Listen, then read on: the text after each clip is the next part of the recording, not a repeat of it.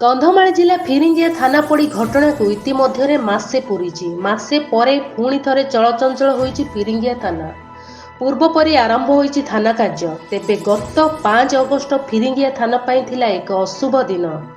ଏହି ଥାନାରେ କାର୍ଯ୍ୟରତ ତତ୍କାଳୀନ ଥାନା ଅଧିକାରୀ ତପନ କୁମାର ନାହାକଙ୍କ ସହ 2 ଜଣ ଗୃହରକ୍ଷୀ ପୋଲିସ ଦ୍ୱାରା ଜବତ ହୋଇଥିବା ଗଞ୍ଜେଇକୁ ଅନ୍ୟତ୍ର ଚାଲାଣ କରୁଥିବା ଏକ ଭିଡ଼ିଓ ମୋବାଇଲ ଘୁରି ବୁଲିଲା। ପରେ ଏହି ମୋବାଇଲ ଭିଡ଼ିଓକୁ କେନ୍ଦ୍ର କରି ସମ୍ପୃକ୍ତ ପୋଲିସ ଅଧିକାରୀ ଓ 2 ଗୃହରକ୍ଷୀଙ୍କୁ ଗିରଫ ଦାବିରେ ରାସ୍ତାକୁ ଓହ୍ଲାଇ ଆସିଲେ ଅଞ୍ଚଳର ଶହ ଶହ ଜନସାଧାରଣ। ରାଜରାସ୍ତାରେ ରାସ୍ତାରୋକ କରିବା ସହ ଆନ୍ଦୋଳନକାରୀଙ୍କୁ ବୁଝାସୁଝା କରିବା ପାଇଁ ଘଟଣାସ୍ଥଳକୁ ଯାଇଥିବା କାର୍ଯ୍ୟରତ ଏସ୍ଡିପିଓଙ୍କୁ ଆନ୍ଦୋଳନକାରୀମାନେ ମାରଣାସ୍ତ୍ର ଆକ୍ରମଣ କରିବା ସହ ଥାନାରେ ନିଆଁ ଲଗାଇ ଦେଇଥିଲେ। କ୍ଷଣକ ମଧ୍ୟରେ ଥାନା ସମ୍ପୂର୍ଣ୍ଣ ପୋଡ଼ିଯିବା ସହ ନିମିଷକ ମଧ୍ୟରେ ଥାନା ଜଳିପୋଡ଼ି ପାଉଁଶ ହୋଇଯାଇଥିଲା। ଏହାପରେ ଘଟଣାକୁ ନେଇ ରାତାରାତି ରାଜ୍ୟ ପୋଲିସ ମୁଖିଆଙ୍କ ନିର୍ଦ୍ଦେଶ କ୍ରମେ ତତ୍କାଳୀନ ଥାନା ଅଧିକାରୀଙ୍କୁ ଅନ୍ୟତ୍ର ବଦଳି କରାଯାଇ ଥାନା ପୋଡ଼ିର ଗୋଟିଏ ଦିନ ପରେ ଥାନାର ନୂତନ ଥାନା ଅଧିକାରୀ ଭାବରେ ରମେଶ କୁମାର ପ୍ରଧାନଙ୍କୁ ଥାନା ଅଧିକାରୀ ଭାବରେ ଦାୟିତ୍ୱ ଦିଆଯାଇଥିଲା। ତେବେ ନୂତନ ଥାନା ଅଧିକାରୀ ଭାବରେ ରମେଶ କୁମାର ପ୍ରଧାନ ଯୋଗ ଦେବା ପରେ ଆରମ୍ଭ ହୋଇଥିଲା ଥାନାର ନବକଳେବର କାର୍ଯ୍ୟ। ଶ୍ରୀହୀନ ହୋଇ ପଡ଼ିଥିବା ଏହି ଥାନାର ନବକଳେବର କାର୍ଯ୍ୟ ସାରିବାକୁ ପ୍ରାୟ ମାସେ ଲାଗିଯାଇଥିଲା। ଗୋଟେପଟେ ଥାନା ସଜଡ଼ା କାମ ସହ ଅନ୍ୟପଟେ ଏହି ଥାନା ପୋଡ଼ି ଘଟଣା ପରେ ଅଶାନ୍ତ ହୋଇ ପଡ଼ିଥିବା ଫିରିଙ୍ଗିଆ ଅଞ୍ଚଳରେ କିଭଳି ଶାନ୍ତି ଫେରିଆସିବ ସେ ଦିଗରେ ମଧ୍ୟ ଥାନା ଅଧିକାରୀଙ୍କ ପ୍ରୟାସ ଜାରି ରହିଥିଲା।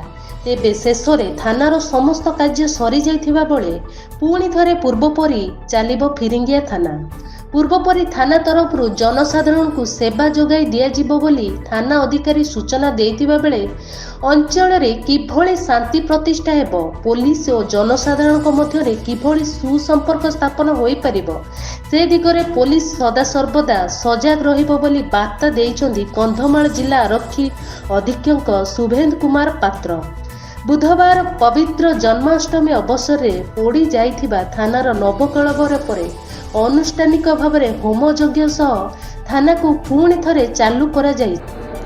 समस्त को नमस्कार। आज जन्माष्टमी दिन में समस्त को बहुत बहुत शुभेच्छा। आज 6 सेप्टेम्बर आज आमर थाना पोड़ी इंसिडेंट को मसे होगला।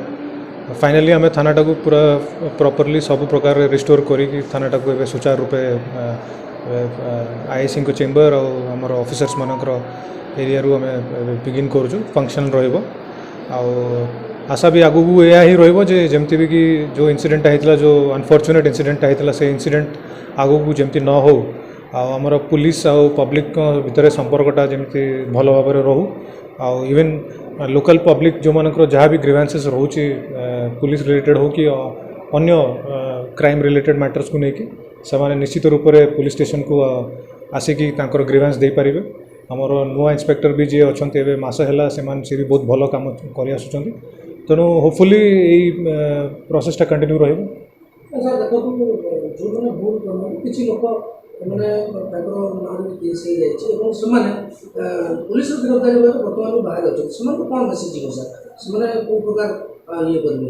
देखो तो इन्वेस्टिगेशन चली ठीक अच्छे प्रोसेस कंप्लीट ही ना तेणु जो मैंने केस इनवॉल्व अच्छे से एगेन्स्ट एक्शन नि और जो मानकर नहीं ना नहीं जदि भी भूल जदि आप कहते जमी एलिगेशन आसूँ जदि से इनवॉल्व ना ना अच्छे कि केस तो से हिसाब से चिंता किसी करार ना as per investigation proper evidence पाइला पर ही केस चार्जशीट हो। Bureau report NK news 24 live.